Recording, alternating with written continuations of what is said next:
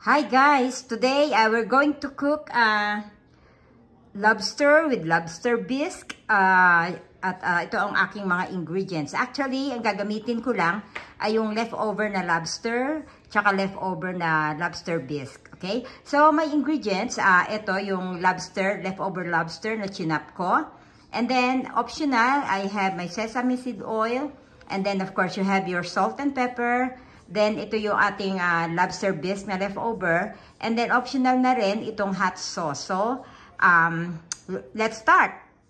Okay, so I forgot to mention, kailangan din natin ng olive oil. And then, kahit anong oil lang gusto nyo, pero ako I prefer olive oil.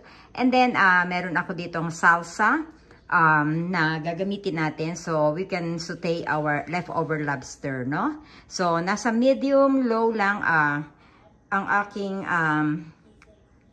heat. Ayan.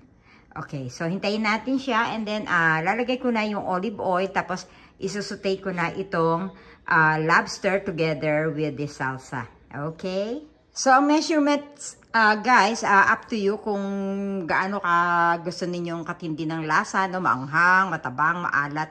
So, up to you. Ako, ilalagay ko dito sa aking ladle, ganyang karaming salsa. Mixture of onion, tomato, tsaka may cilantro yan. And then, okay, nagwa-warm na yung ating olive oil. So, I can put now my salsa. Isusunod ko dito sa salsa. Ihulog ko na ang ating lobster, no? Yan. Okay, so, just stir it a little. Actually, konting saute lang yan dahil hindi naman siya hilaw. Luto na yan. Tsaka para hindi siya masyadong tumigas. Tumigas na nga ng konti na overcook yata eh. Remember guys, pag na-overcook ang ating lobster, nagiging matigas siya eh, no? So pagkatapos nyan, lalagyan ko lang siya ng konting water. And then I'll add yung ating leftover na lobster bisque at saka yung ating hot sauce. Okay? Okay guys, nalimutan kong sabihin, ito pa pala ang ating ingredients nga, ang ating coconut milk, tsaka itong dried malunggay. It's better kung fresh yung inyong malunggay, pero wala ako nun, so I'm just using this one.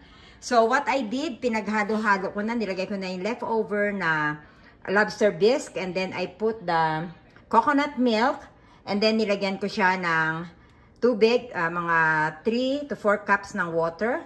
And then, mamaya, ihahalo ko na yung malunggay. Hintayin lang natin itong mag-boil, no? So, again, nasa medium-low lang ang ating apoy. So, guys, ayan, kumukulo na siya. Hininaan ko yung apoy, talagang mahinang-mahina, no, habang kumukulo siya.